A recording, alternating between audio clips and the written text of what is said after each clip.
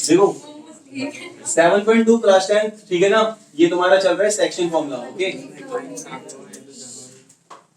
थोड़ा ध्यान से, बिल्कुल कोई भी बच्चा आवाज नहीं निकालेगा।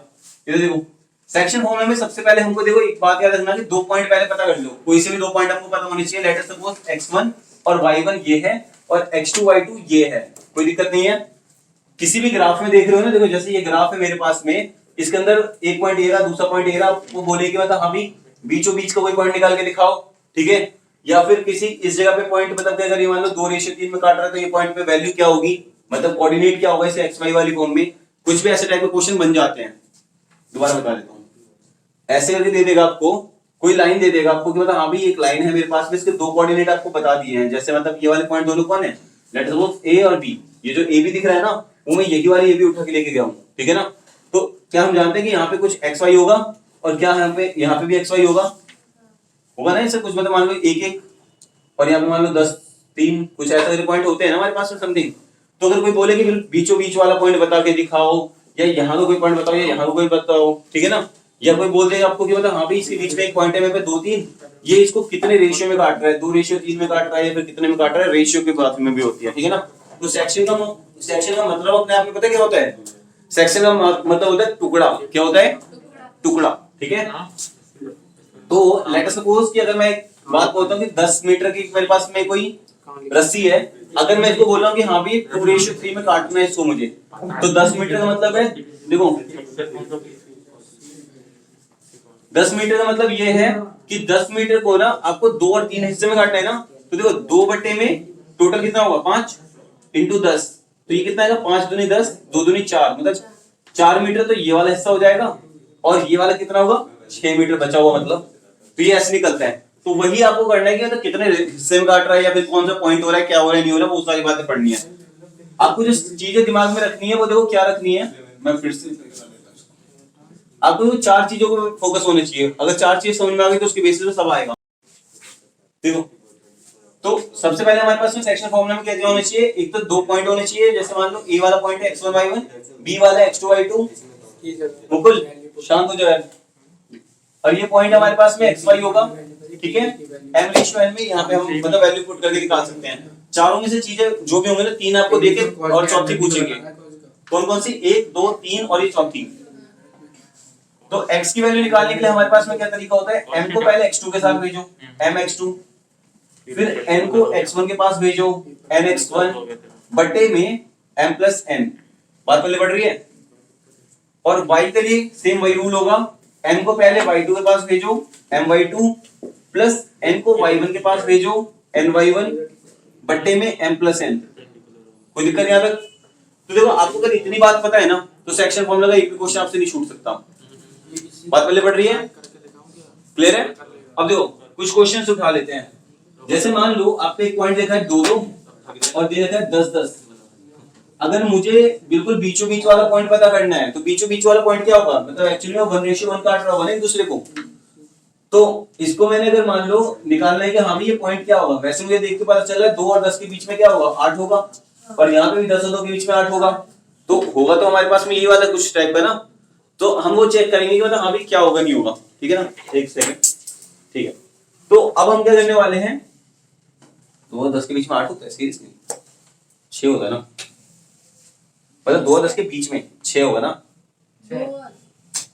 2 और 10 के बीच में 6 होगा ना। देखो 2 से 3 आए, फिर यहाँ पे 9 आएंगे, फिर यहाँ पे 4 आएंगे, फिर यहाँ पे 8 आएंगे, फिर यहाँ पे है ना ऐसे 6 आएगा ना बीच में, तो वाली बात, ठीक है। चलो हम निकाल लेते हैं ऐसे पॉइंट, हमें नहीं पता, जैसे मतलब मान लो यहाँ पे एक्स मुझे पता ही नहीं है ना।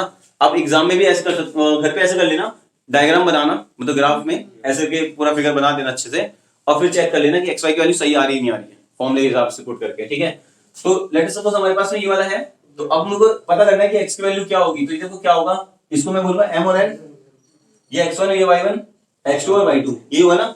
फॉर्मूले में सीधा पुट करना है हमें, कुछ भी नहीं करना और, ठीक है। तो देखो mx2 मतलब कि 1 इंटू का 10 प्लस ny1 सॉरी nx1 मतलब 1 इंटू का 2 पूरे बट्टे में 1 जमा 1 ही होगा, यानी क्या हो जाएगा 10 जमा 2 12 बट्टे में 2 यानी 6 निकला। x की वैल्यू मतलब x की वैल्यू निकल के आई 6।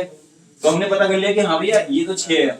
y क्या होगा वो भी देख लो, 1 इंटू का 1 इंटू का 10 मतलब m/2, तो m ये रहा, y2 क्या है, ये रहा n x y1 पूरे बटे में 1 + 1, ये भी मिला के देखो 12 बटे में 2 हो जाएगा, यानी 6 हो जाएगा।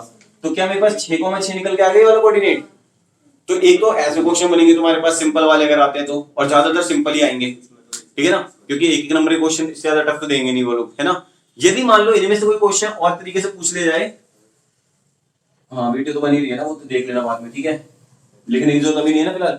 मान लो ये तुम्हें दे रखा है 6 दे रखा है, मान लो तुम्हें ये दो पता करके दिखाना है, ठीक है ना, तो तुम क्या करोगे, इसको मान लेना x1 y1 मान लोगे ना। अभी हमें पता है ना वैसे क्या था, यहाँ पे 2 था ना, पता है ना आंसर मुझे, मैं फिर भी आंसर निकाल के दिखाऊंगा अपनी तरफ से, ठीक है ना। तो देखो हम क्या कर सकते हैं, x की वैल्यू मतलब 6 = हो जाएगा mx2 मतलब 1 इंटू का 10, फिर nx1 मतलब 1 इंटू का x1 बट्टे में m + n मतलब 1 + 1, होगा ही नहीं होगा, वैसे तो तुम्हारे ध्यान का है 1 10 से 10 होगा, x1 यहां पे आएगा, एक और एक मिला के 2 होगा, 2 को इधर भेजोगे तो 2 इंटू 6 12 हो जाएगा, 10 जमा x1 है, 10 को इधर भेजोगे 12 में से 10 गया, 2 बचेगा, वो की x1 की वैल्यू आएगी। कोई दिक्कत यहां तक है, नहीं है, तो हमको ये पता चल गया हमारा पहला वाला आंसर सही आ चुका है वैसे, है ना। ऐसे ही हम लोग दूसरा वाला निकाल लेंगे, देखो ये वाला भी 6 है, ये हो जाएगा आपका 1 इंटू का 10 प्लस 1 इंटू का y1 पूरे बटे में 2, फिर यहां से भी सॉल्व करोगे y1 की वैल्यू क्या निकल के आएगी, सॉरी 2 कैसे, अरे अच्छा 6 तो 12, 12 में से 10 गया 2 आएगा ना, ठीक है, तो ये वाली चीज होगी। कोई दिक्कत याद नहीं है, ओके। अब यही क्वेश्चन मेरे पास में कुछ ऐसा बन जाए कि आपको कोई बोले बीचों बीच का मत निकालो भैया, कहीं अजीब सा निकालो, ठीक है ना।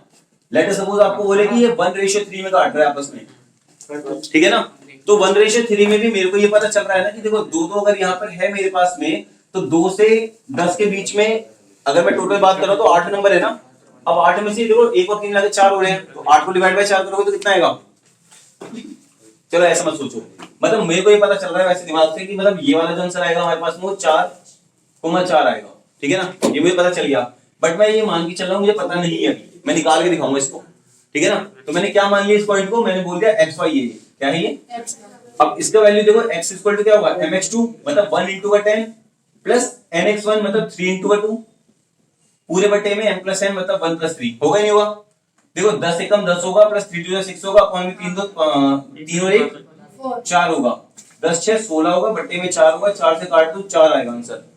तो क्या हम पे 4 आया वैसे आंसर, तो इसका मतलब हम सही जा रहे हैं, ठीक है ना। सिमिलरली y निकाल दो, ये तो सेम ही केस बनते हैं वैसे भी, 1 इंटू 10 प्लस 3 इंटू 2 अपॉन में 1 प्लस 3, ठीक है ना, ये फिर से 16 बटे 4 कट के आ गया 4, आई बस नहीं आया।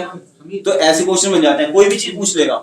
देखो क्या बोला मैंने, 1 2 3 4 इनमें से कोई भी 3 चीज देगे और चौथी पूछ लेगा आपसे, कोई दिक्कत वाली बात नहीं है, प्रॉब्लम कोई यहां तक।